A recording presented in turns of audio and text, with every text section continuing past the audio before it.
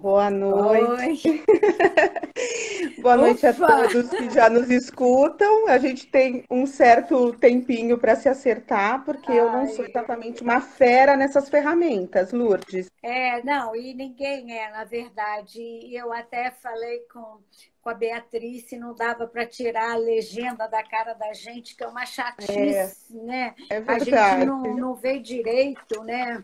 E chama Isso. atenção, mas enfim, que Quero dar bom, boa noite a Rosane. todos que estão aqui com a gente. Para você, uma boa noite mega especial. Ah, Quero dizer que é uma obrigada. honra para mim, nesse momento, representar a escola nessa conversa com você. A escola desenhou esse projeto Albrick Inspires para justamente a gente ter a possibilidade de manter uma conexão com a nossa comunidade, tanto pais, alunos e os nossos educadores, porque a gente sabe que estamos vivendo um momento absolutamente atípico, né, para o qual a gente É, não tem referência nenhuma, e a gente já sabe que quando a gente está diante de uma situação tão inusitada, o melhor que a gente tem a fazer é juntar forças, é estudar e é pensar junto para que a gente tenha ações mais efetivas. E é esse o momento da escola que a gente está, né? Criando um modelo exato. de ensino remoto, que a gente precisa estudar bastante para aprender a fazer e para saber se aquilo realmente funciona ou não, mas que a gente tem uma disponibilidade enorme e prova disso é a escola ter aberto esse projeto, convidar uma pessoa como você para ser parceira da gente aqui hoje e abrir o diálogo com pais, com educadores, com toda a nossa comunidade. Então, a primeira coisa que eu queria dizer é agradecer imensamente, dizer que me sinto honrada de fazer essa conversa com você. Você é uma daquelas pessoas que eu sigo pela vida profissional, porque a gente compartilha de muitas ideias parecidas e nesse momento a gente também precisa ouvir um pouco se o que a gente está pensando faz eco entre as pessoas bacanas que a gente reconhece nesse mundo acadêmico, nesse mundo da educação. Queria que você falasse algumas palavrinhas, eu ainda vou falar um pouquinho para todo mundo que está nos assistindo, uma rápida biografia sua, mas só para que você, a gente já começou brincando com a história, né, Isso. de que essa tecnologia coloca alguns desafios para a gente, mas queria também que você se apresentasse. A Lourdes Atier, para quem não conhece, é uma socióloga, educadora, ela é mestre em educação e também trabalha com comunicação.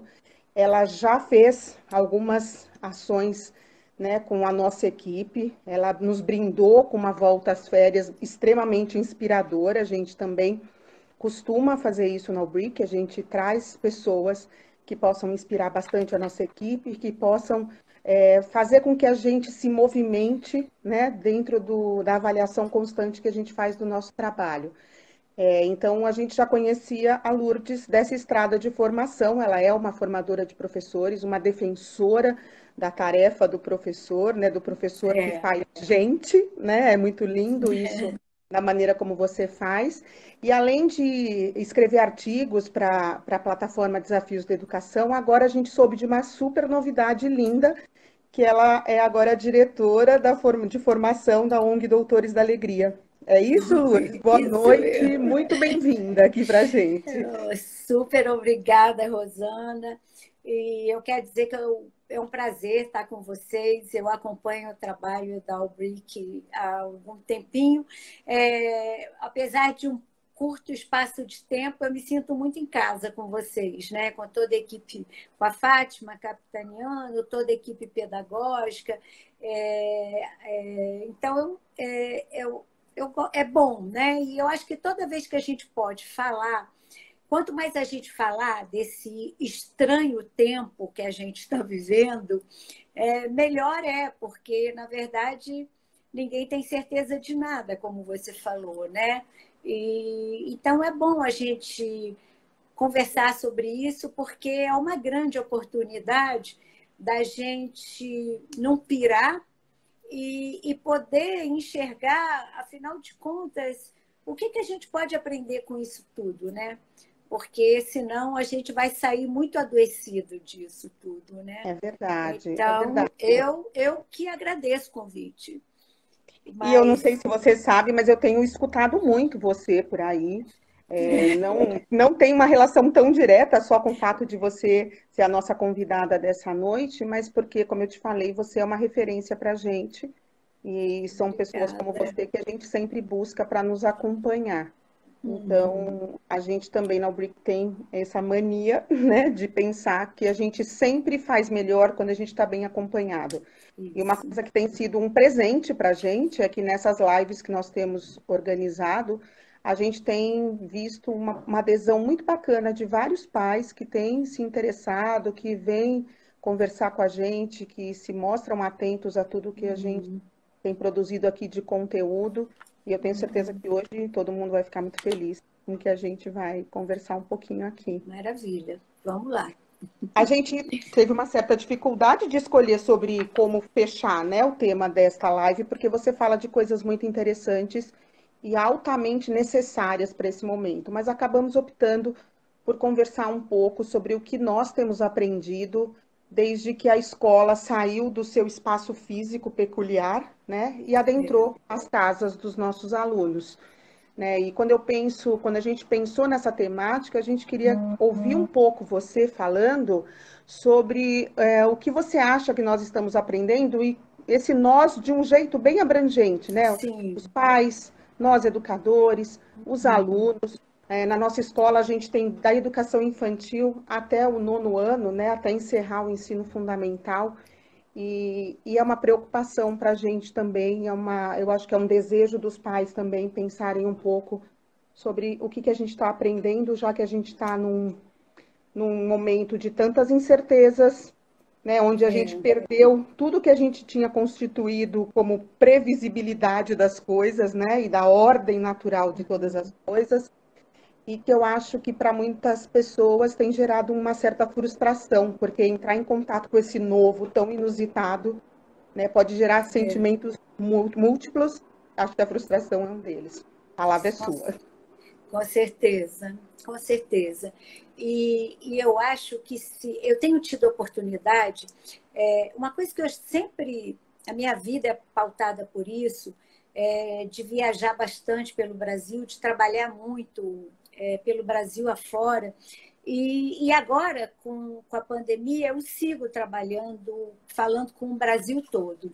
Então, o que eu tenho visto que tem variações, mas o nível de perplexidade, o nível de dificuldade, os problemas são muito semelhantes. Claro que Uhum. repercute de forma diferente em cada região. Mas eu acho que, de um modo geral, no Brasil, diferente dos outros países, que eu também estou acompanhando muito de perto, principalmente nesse momento em que nós estamos saindo do que eu estou chamando da segunda onda, para entrar nessa terceira onda, que é a hora que a escola vai voltar para o prédio e que está todo mundo discutindo como se organizar, que protocolos seguir. E aí a gente tem a possibilidade de aprender com quem já abriu, né, no mundo, né, principalmente os países europeus. E uma característica muito brasileira é que, diferente dos outros países, os outros países eles passaram por uma pandemia, mas eles tinham perspectiva, eles sabiam que iam passar por isso, o passo seguinte era esse, depois era esse, a curva ia ascender, depois a curva achatar, depois a curva sair, e depois a escola abrir, a vida voltar ao normal, com a escola abrindo e tudo seguindo um planejamento. No caso do Brasil, nós não temos nada disso, né? O MEC não deu qualquer orientação, né? A gente, em termos de Ministério da Educação, nós estamos absolutamente perdidos, não tem diretrizes nacionais, e essa semana foi que saiu, acabou de sair, um documento do CONSED, que reúne os secretários estaduais de educação, e do CNTE, que é dos profissionais, dos trabalhadores da educação. Só que todo mundo já está trabalhando nisso há muito tempo. Então, eu acho que no caso do Brasil fica mais difícil por conta disso, né?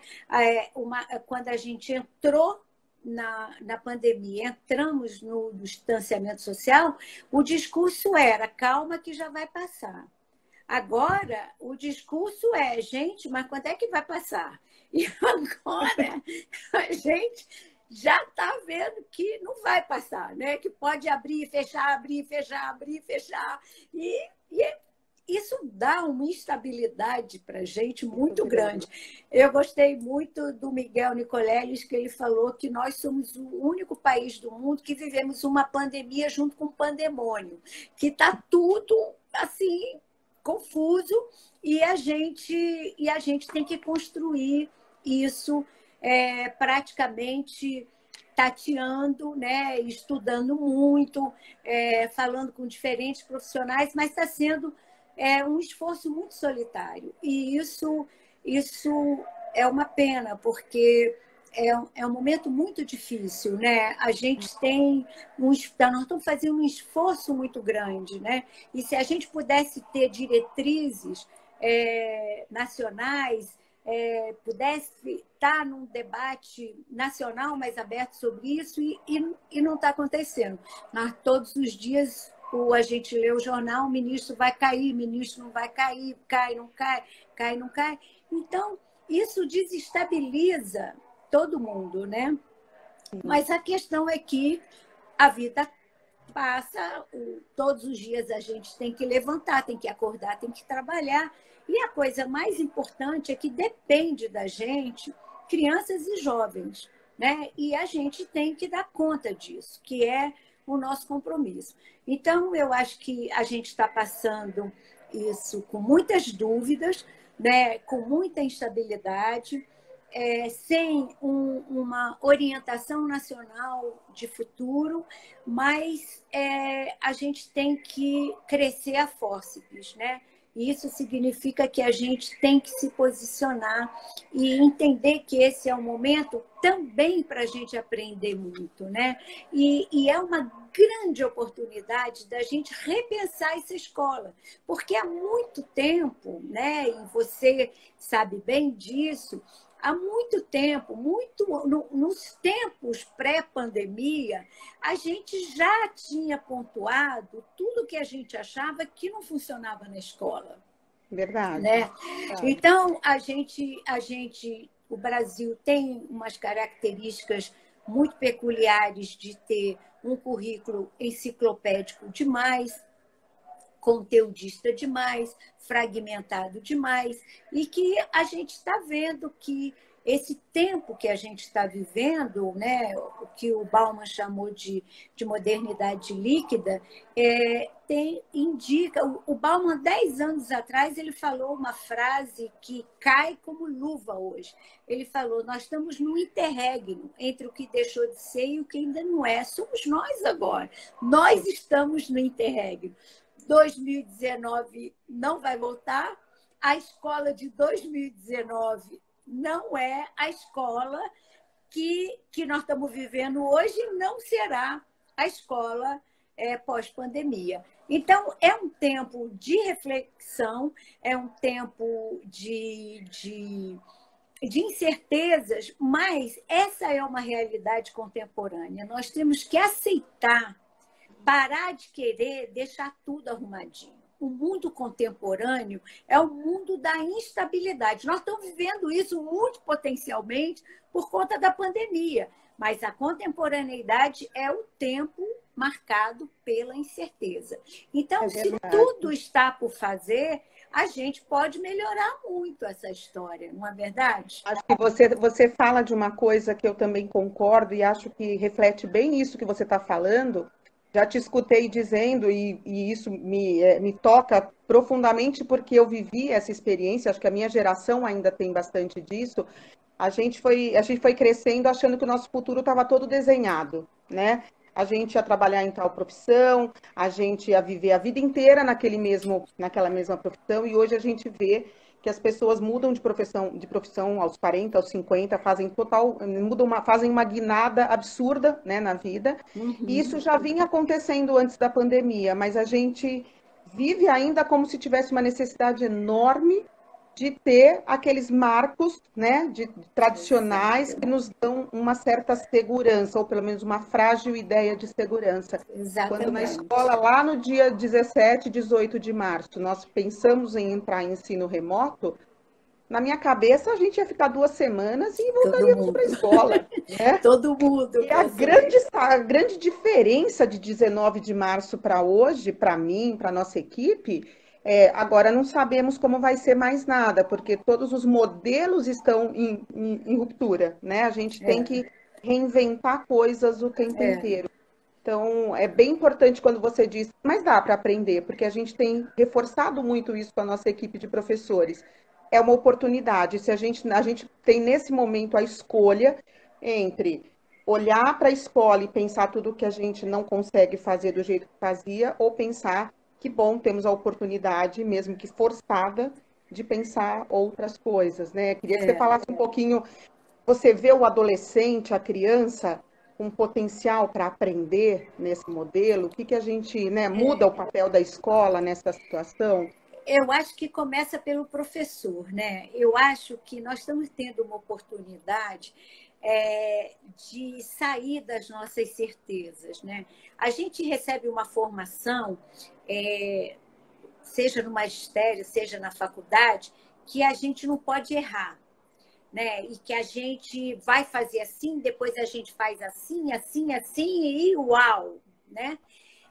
Quando a gente vai para a escola, a gente vê que não é bem assim. Que você pode fazer uma coisa super bacana e dar tudo errado, e fazer uma coisa que você nem achava que era isso tudo e uau, né?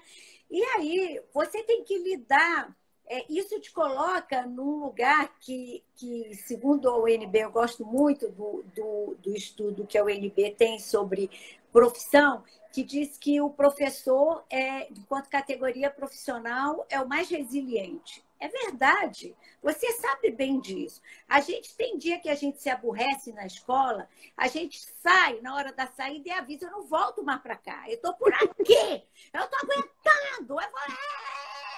E a gente se despede e diz, amanhã não piso naqui.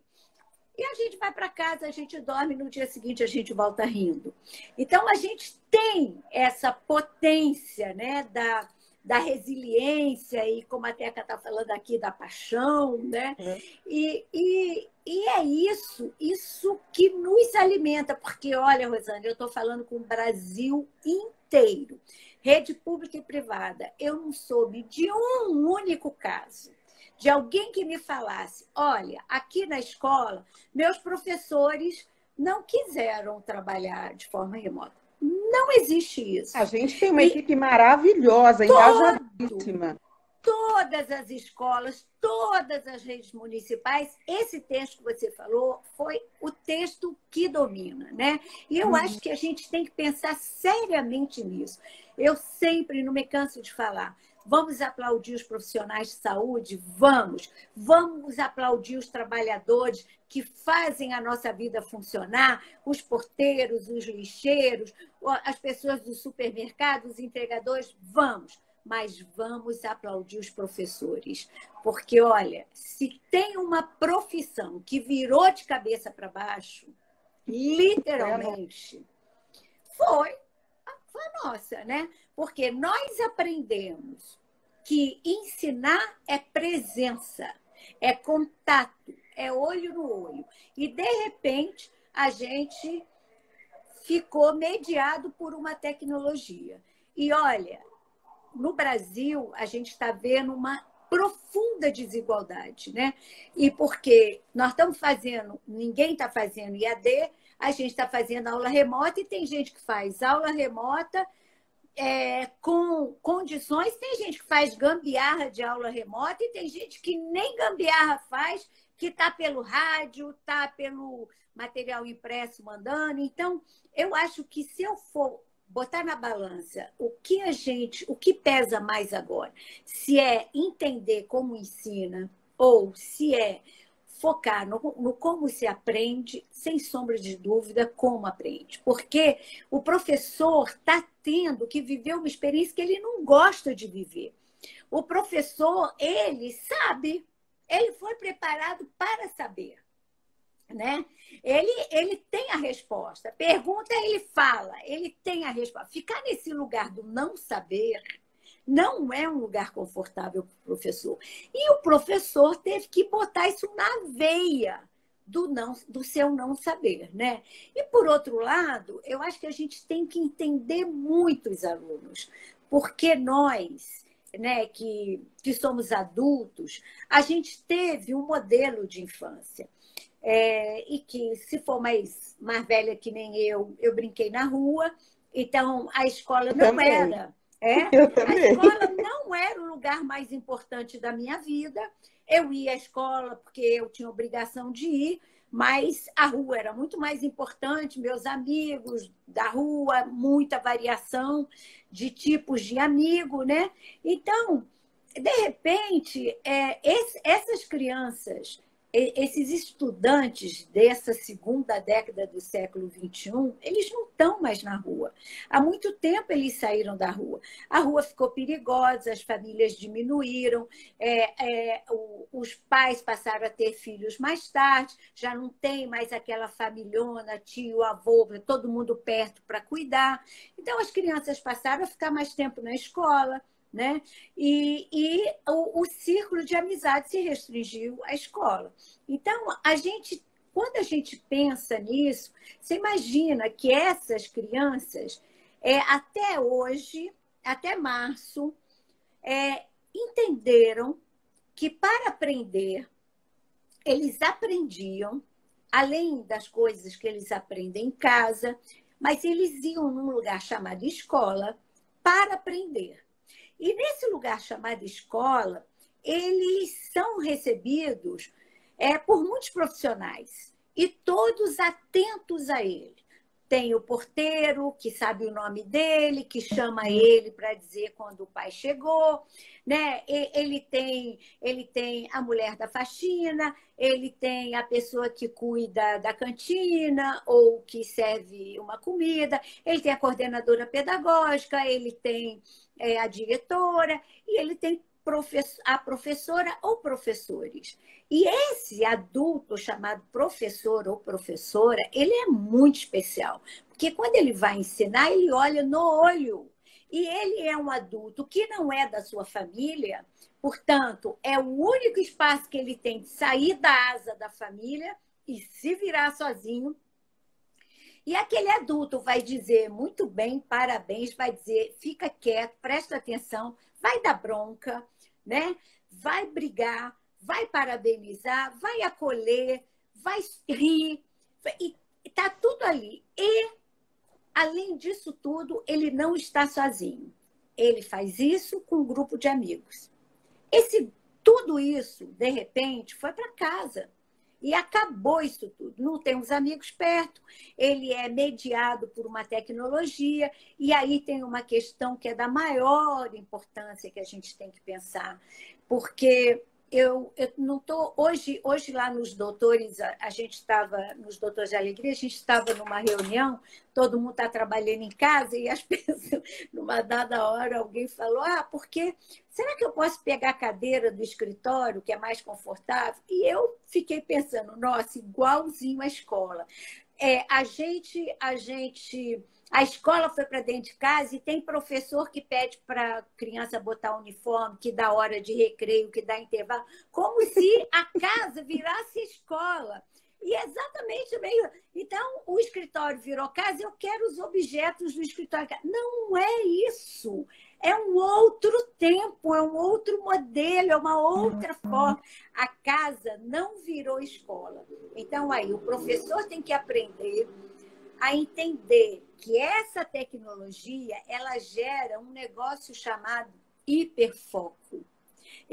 Por que todos nós estamos absolutamente esgotados? Porque a gente só está trabalhando via tecnologia. Então, uma coisa é quando eu estou conversando com você, que eu tenho uma leitura, uma linguagem não verbal que eu capto de você. A forma como eu estou olhando com você, a forma como você senta, a forma como você cruza a perna, a forma que você está sentada, o seu jeito de o olho baixar. Eu estou lendo coisas para além do que sai da sua boca. Quando eu estou na tecnologia, isso não acontece. Eu estou com hiperfoco. Eu estou no hiper... Só que isso dá uma exaustão e que, às vezes, os pais também não entendem. Eles querem, porque a criança fica 4 horas na escola, quer que fique 4 horas em aula remota. Isso é um hospício, porque não pode ser assim, né? Porque o professor leva umas 4 horas para preparar meia hora de aula. E a gente tem que saber dosar isso. Tecnologia, excesso faz mal, cansa. A gente, na pré-pandemia, já vinha assim. As crianças estavam demais na tecnologia. A gente precisava colocar as crianças de volta no mundo real, encarnado, né? Olhar a natureza, brincar. E não, só estava todo mundo... Então, a gente precisa dosar isso, né? A gente precisa saber que a gente precisa trabalhar nessa máquina, lembrando que o hiperfoco me esgota. E eu não posso ficar ao mesmo tempo. E isso é muito importante. Aí quando a gente percebe isso, a gente entende uma outra coisa que eu estou aprendendo muito agora.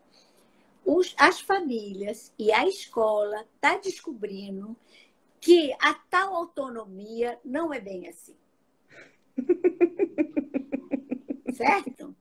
Certo. Os nossos filhos e os nossos alunos estão sendo educados pelo método saca-rolha, né? Agora faz isso, agora você vai fazer essa lição. Não, agora se você terminou, agora você vai não sei o quê. Agora não sei o quê. E os pais igual. Já tomou banho? Vai lá. Agora faz. Não, agora você senta, vai fazer aqui. Não, guarda lá, já arrumou o quarto. Quer dizer, é o tempo inteiro num rodízio de tarefa e do comando, que não gera autonomia. Eles não conseguem ter uma autonomia, né? Enfim, como é que eu me organizo?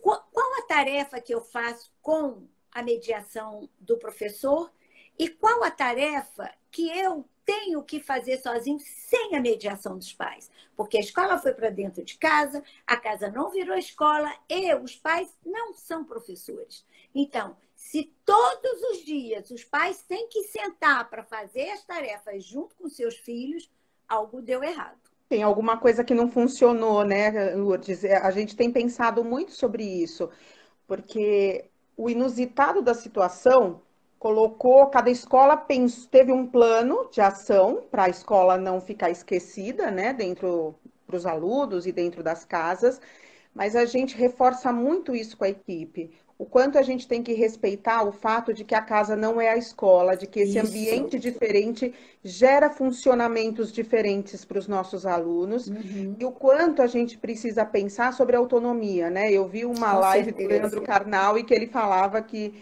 se dessa experiência toda, os nossos alunos, né, os alunos do Brasil, do mundo, quiçá, tiverem mais autonomia, a gente ganhou muita coisa, porque a autonomia é a chave para a gente conseguir seguir, né, a vida aprendendo e fazendo as coisas com mais desenvoltura. Mas a gente pensa muito nisso, porque a gente, do ponto de vista da escola, não pode exigir que, de repente, essa tal autonomia brote, porque ele está em casa e ele está mediado por uma tela. E também a gente não pode esperar, os pais, ao mesmo tempo, também não conseguem, precisam ter uma certa flexibilidade para pensar que dentro de todo esse ambiente controlado, gostei quando você falou disso, porque a gente, dentro da escola, tem um ambiente extremamente regrado, extremamente controlado, né? Então, a gente tem uma falsa ideia de autonomia. Não tem nenhuma. E, nesse momento, a gente precisa, de qualquer maneira, colocar em ação outros recursos para que essa autonomia, de fato, se desenvolva, né? E a gente não está lidando com meninos autônomos ainda. E, Rosana, é assim... a construção do papel de estudante é algo que é de fato construído, né? Porque eu posso passar 10 anos, 15 anos, 17 anos na escola e não aprender a ser estudante. E o dado mais real disso é que nos últimos 5 anos para cá, as universidades estão tendo que fazer reunião de pais com os universitários que chegam na universidade, porque eles têm zero de autonomia. O pai vai tirar satisfação porque o rapaz foi reprovado por falta, porque não tem autonomia. Então, se eu não tenho autonomia, pode esquecer o protagonismo. Certo? Não adianta dizer estamos fazendo um projeto empreendedorismo, papá. Não vai, querido. Não vai, porque para eu empreender, eu só vou ser um empreendedor se eu for um bom indagador, né? E para eu ser um bom indagador, eu preciso ter liberdade, eu preciso ter autonomia, eu preciso pensar por conta própria. Né? Precisa errar, precisa acertar, a falha precisa isso. aparecer, né? E aí, o desafio da gente é como a gente lida com isso, porque, para mim, as coisas mais fundamentais desse momento é a gente fazer com que aconteça o que acontecer. A gente não sabe como a gente vai sair disso tudo, mas os alunos e os professores, por maior que seja o cansaço deles, eles não podem perder o encantamento pelo conhecimento. Eles têm que entender que o conhecimento é absolutamente apaixonante. E aonde ele acontece, qual é o lugar mais importante de acontecer? É na escola. Então, a escola é a nossa luta. A defesa da escola é a nossa bandeira, porque sem a escola é a barbárie. Não há salvação do ponto de vista da conquista de cidadania que o Brasil tanto precisa, se não for pela escola. Então, nós estamos...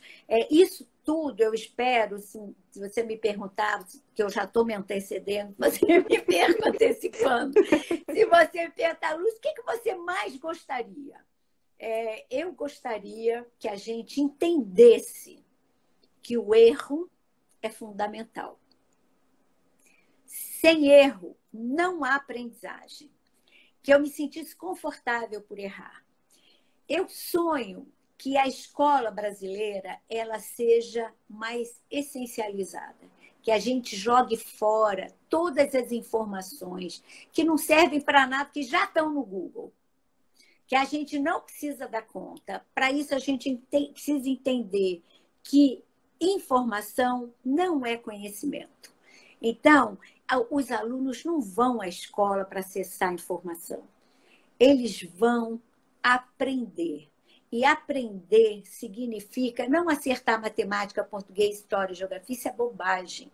Eles vão à escola porque é o único espaço coletivo e democrático para eu poder conhecer o passado que eu não vivi, entender o presente e sonhar na construção de um futuro.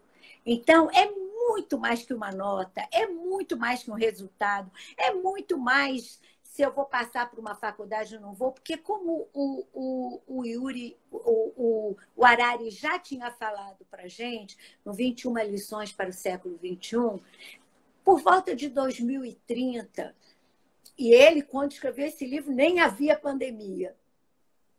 Tudo vai mudar radicalmente. A questão do diploma universitário, segundo ele, vai ficar absolutamente irrelevante. Se você se formou na USP ou se você se formou na Unisquina, vai ter o mesmo peso.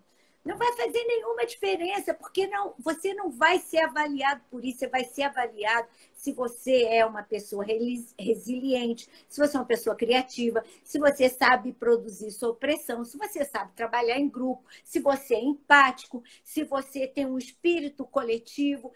E isso são habilidades socioemocionais. Aonde ele vai aprender isso? No mundo do trabalho? Na universidade? Não, vai aprender agora, na escola. Exato. Né? Exato.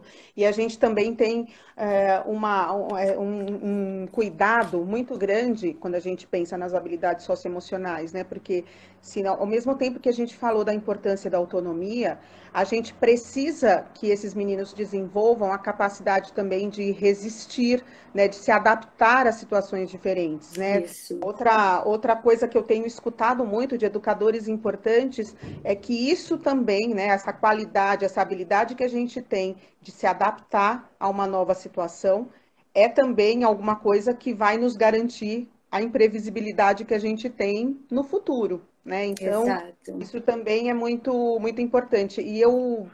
Você falando aqui agora, eu me lembrei de uma outra palestra que eu vi sua, em que você falava bastante que uma lição que a gente pode ter desse tempo é a gente dar valor para o tempo justo, né? A gente começar a rever as nossas demandas de vida. É, E isso, para mim, serviu tanto para pensar a minha vida pessoal e a minha vida profissional, porque você também toca nesse currículo excessivo, né? Que a gente fica pensando. Tem um projeto muito bacana que vai me oferecer a oportunidade de trabalhar com esses meninos: resiliência, compaixão, colaboração e outras tantas habilidades que são importantes para a vida. E ao mesmo tempo eu tenho lá a descrição toda dos 15.000 conteúdos de matemática, de ciências, de português, que a gente precisa ficar o tempo inteiro numa ginástica muito grande para fazer a seleção e fazer as coisas combinarem. E aí tem hora que a gente faz aquelas coisas que nem combinam de verdade, que acabam ficando isso. quase um Frankenstein, É elas isso. não são Eu verdadeiras. costumo, eu costumo chamar de projeto Jesus foi a feira, que é quando a gente vai pegando tudo e ainda Porque dá um essa também é uma toque ideia, né? De que a religioso. escola, na escola cabe tudo. A gente consegue Sabe fazer um tudo, é. projetinho que a gente trabalha com muitas habilidades ao mesmo tempo. E as É, coisas não podem ser assim, né? Quando você fala que a autonomia é algo que os jovens vão aprender até entrar na universidade, e a gente tem, eu tenho 3 filhos que já passaram pela universidade, cada um com a sua condição, por conta do que viveu de experiência de autonomia, né, a relação de conhecimento que construiu ao longo do ensino fundamental e do ensino médio, mas a gente vê bastante que, além de pensar autonomia, a gente tem agora também uma oportunidade ímpar de pensar como que a escola pode se conectar com o que a gente vai aprender para a vida. Né? A gente tem uma claro. oportunidade de ouro de discutir essa pandemia e toda essa transformação no mundo, né? Em É, relação à sociedade, à cultura, à economia, tudo, e a gente pode é, usar isso a nosso favor para que, de fato, claro. a gente crie um engajamento, né? Porque a gente às vezes pensa que os jovens estão desinteressados da escola, mas quando a gente tem algum projeto que de fato conecta com a realidade, eles entram É, né, e aquilo fica claro. significativo. A gente não E, tem as, perda de atenção, e sem falar que a escola tem hora que é muito chata mesmo, né? Vamos sim, honestamente, né? honestamente. Eu queria dizer que eu estou encontrando aqui vários amigos queridos, a Rosana Ah, que de legal. Eu também estou Fortaleza. vendo várias pessoas queridas passando Fortaleza, eu aqui. tenho um time de Joinville que está entrando aqui, Marcelo, Cláudio.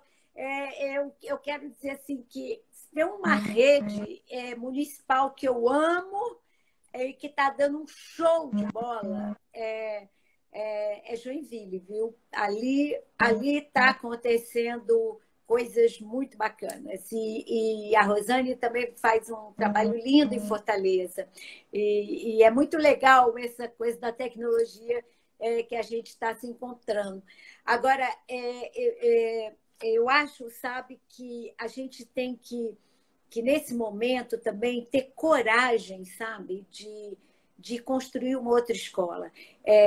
E para dizer a verdade, nesse momento, né, que nós estamos muito perto de abrir, eu tô ficando temerária, porque eu achava que a gente, na primeira onda, eu achei que a gente ia aprender tanto e que quando a gente voltasse para a escola, a gente ia fazer uma outra escola, que é isso do meu desejo. Agora, quando eu estou vendo que as ruas, no Brasil afora, quando eu sento para assistir o Jornal Nacional e vejo que, com todo o isolamento social decretado, ainda está valendo, e que nós estamos em clima pré-natalino, com todo mundo na rua, comprando, não sei o quê, né?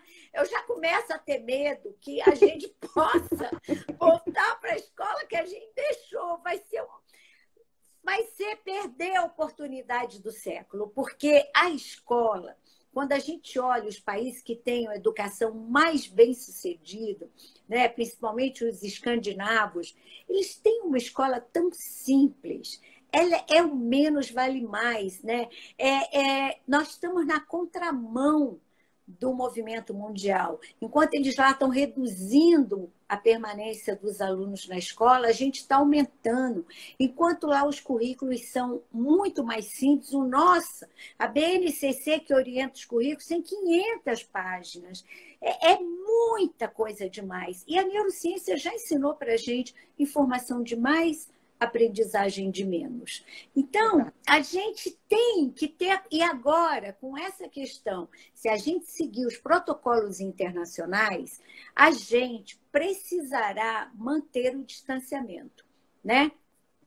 Com certeza, sim.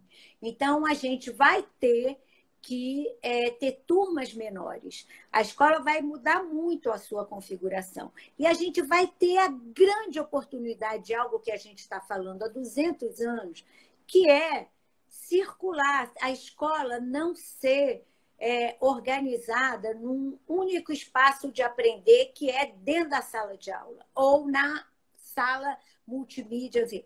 A gente vai ter que, para circular, para a gente poder ter menos aluno por conta do distanciamento, que a gente vai precisar, no mínimo, de 1,5 metro, mas se a gente for pela Organização Mundial de Saúde, aqui no Brasil está falando 1,5 metro, na Organização Mundial de Saúde está marcando 1,80 m, 2 metros, você vai ter que trabalhar com grupos menores. Então, nós vamos ter oportunidade de aprender para além da sala de aula. Nós vamos ter oportunidade de aprender no pátio, no refeitório, na cozinha, na biblioteca. Então, a ideia é da gente fazer uma escola com menos paredes, né? Uma escola de circulação e poder desenhar mais e privilegiar projetos interdisciplinares. E se a gente quiser usar mais, misturar as idades, porque a nossa escola brasileira ela é muito na caixinha,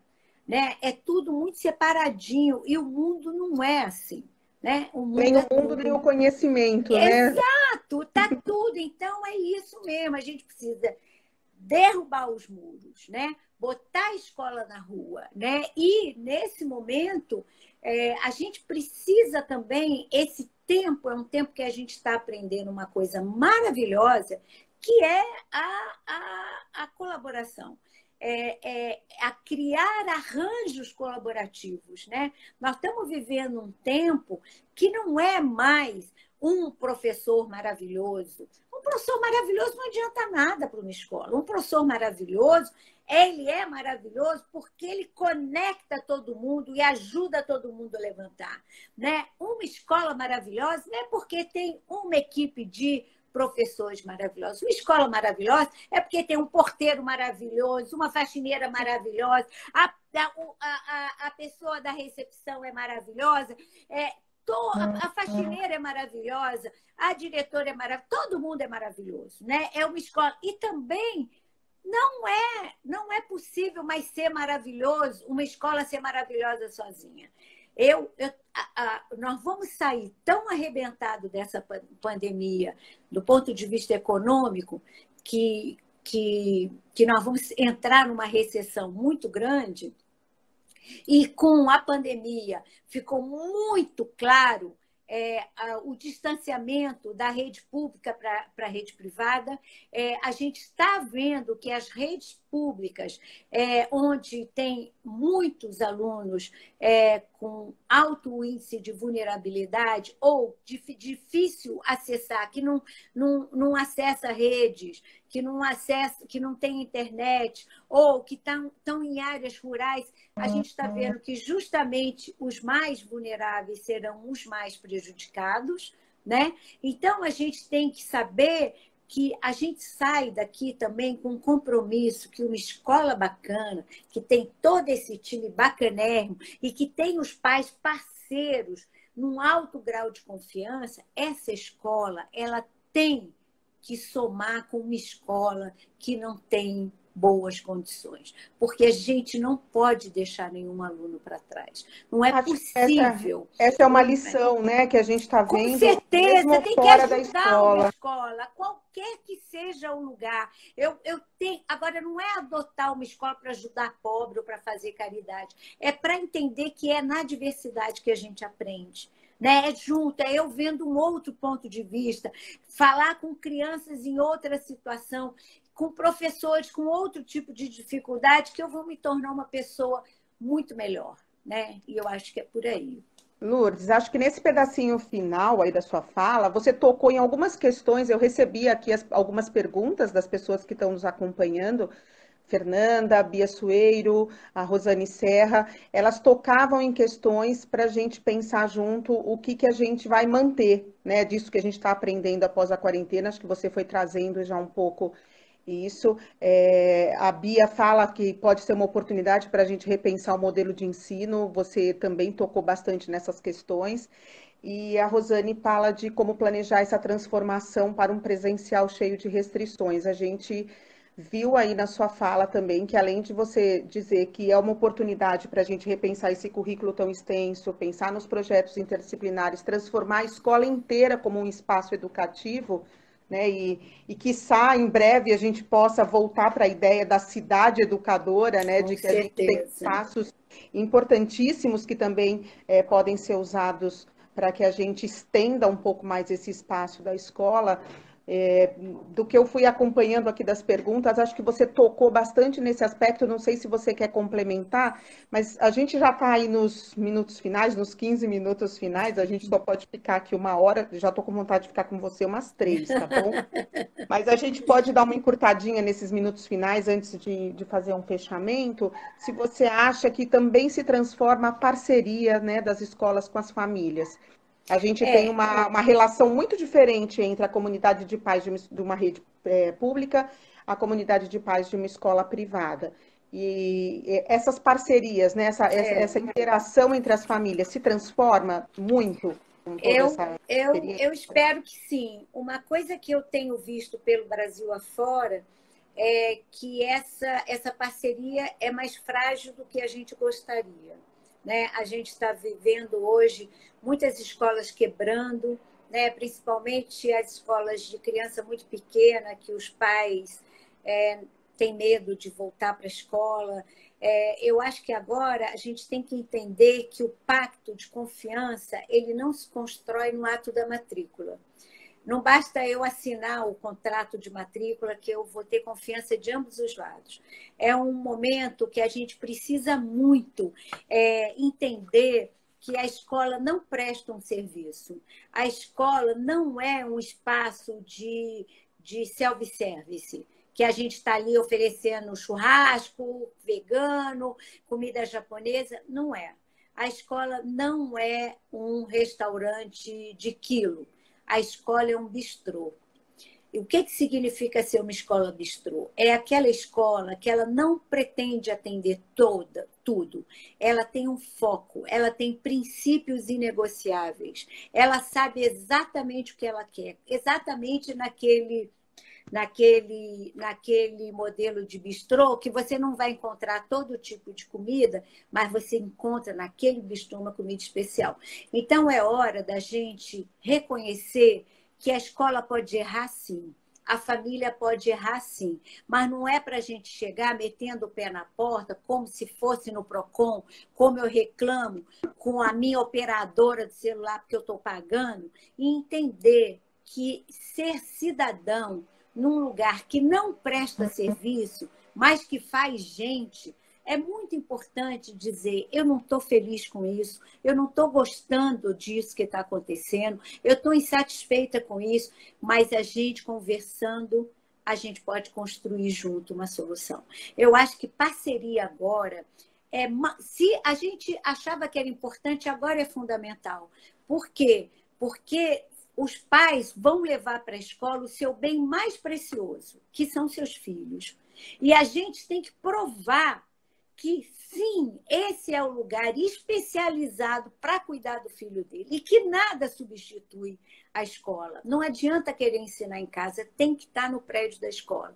Então, a gente tem que fazer esse pacto de confiança, entendendo que esse pacto não significa que eu vou ficar falando amém para tudo, que eu vou discordar, que eu vou brigar, que eu vou reclamar, mas eu vou parabenizar, mas, acima de tudo, eu vou me disponibilizar para errar e para aprender, porque os pais só podem falar dos seus filhos e a escola só pode falar dos seus alunos. Ninguém conhece esse ser humano na plenitude. Então, se a gente trocar, se a escola contar para os pais como é o aluno e se os pais contarem como é o seu filho, sem sombra de dúvida, todo mundo vai sair ganhando.